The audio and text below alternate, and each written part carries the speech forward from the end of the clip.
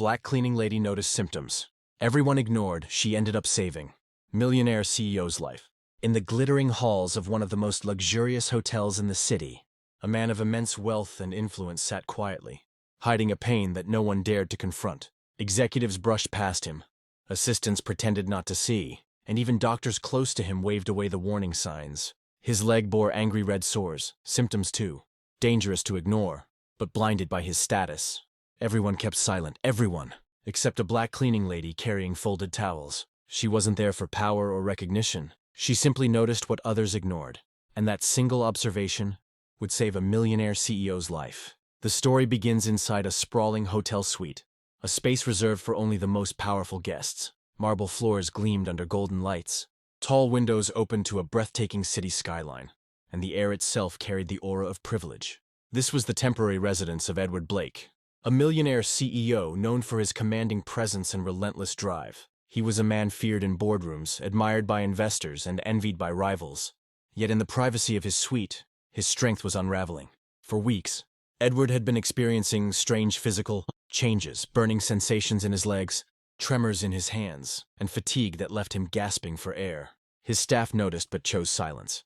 Nobody wanted to risk their position by pointing out a weakness in their powerful boss. Even his private physician dismissed the symptoms as stress-related. That evening, Edward sat with his pant leg rolled up, applying a cooling spray to the sores on his skin. They looked raw, red, and alarming. But to those around him, he was still the untouchable CEO. It was then that Amara Johnson, a hotel cleaning lady, entered the suite. She was there to deliver freshly laundered towels, her presence almost invisible to others in the room. Amara was a woman of quiet dignity, balancing long hours of labor with the unshakable strength of someone who had endured much in life. Unlike the polished executives, she noticed, the sores weren't normal. The way Edward held his hand, trembling slightly, wasn't normal. She paused, towel stack in her arms, and for a brief moment, her eyes caught the truth that everyone else ignored.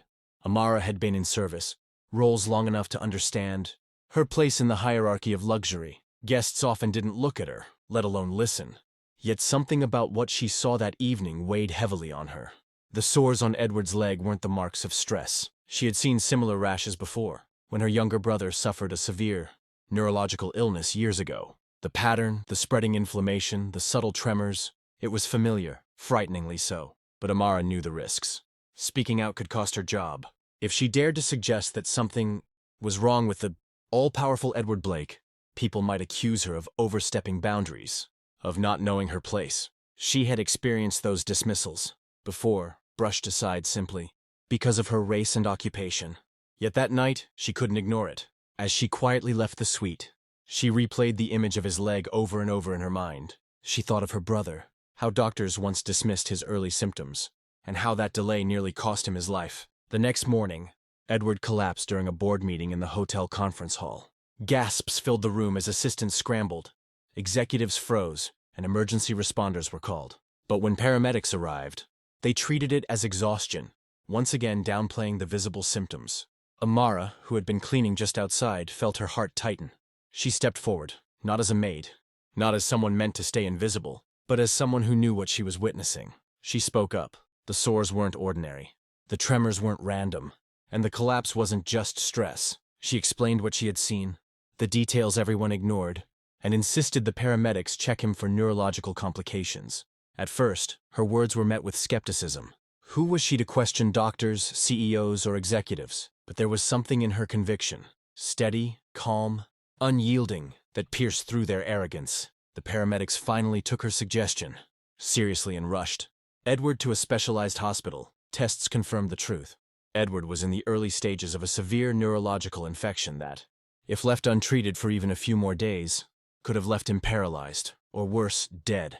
Amara's simple act of observation, her courage to speak despite the odds, had altered the course of his life. The revelation shook everyone. Edward Blake, a man shielded by wealth and surrounded by professionals, owed his life not to his expensive medical team, nor to his high-ranking executives, but to the quiet courage of a black cleaning lady who refused to ignore the obvious. In the sterile brightness of the hospital, Edward finally understood the weight of what had happened. The infection had spread dangerously, and had Amara not spoken up, he would have slipped beyond saving. His physicians admitted it bluntly. Her insistence had been the turning point. For Edward, the moment was shattering. His empire, his millions, his influence, none of it could protect him from a truth that only humility could reveal. He was alive because someone society often overlooked saw him not as a CEO, but as a human being in need of help.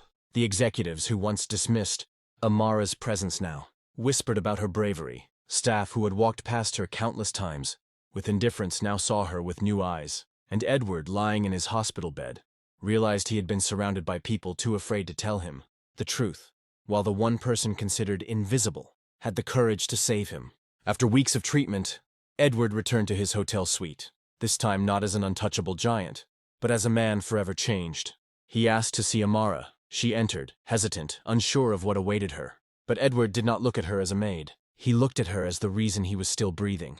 He thanked her, not with the condescension of a powerful man, acknowledging the help of someone beneath him, but with genuine gratitude.